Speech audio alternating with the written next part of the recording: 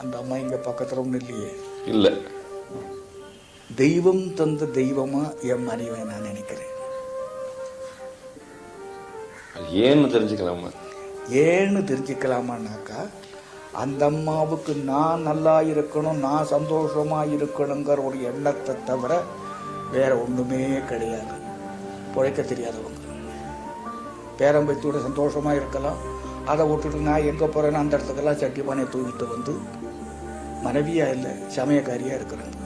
வாழ்க்கை நீங்கள் எந்த ஊர் போனாலும் வருவாங்க. ஆமாங்க. நான் ஒரு தமாஷா ஒரு விஷயம் சொல்வேன். இந்துக்களுக்கு 7 ஜென்மம் இருக்குதுன்னு சொல்கிறாங்க. அது உண்மையாக இருந்தால் நான் 6 ஜென்மம் செஞ்ச புண்ணியத்தால் நீ எனக்கு கிடைச்சிருக்கிற. அதே சமயத்தில் நீ 6 ஜென்மம் செஞ்ச பாவத்தால் நான் உனக்கு கிடைச்சிருக்கேன்னு சொல்லுவேன். புரியுது? நான் நல்லா இருக்கிறேன், சந்தோஷமா இருக்கிறேன்.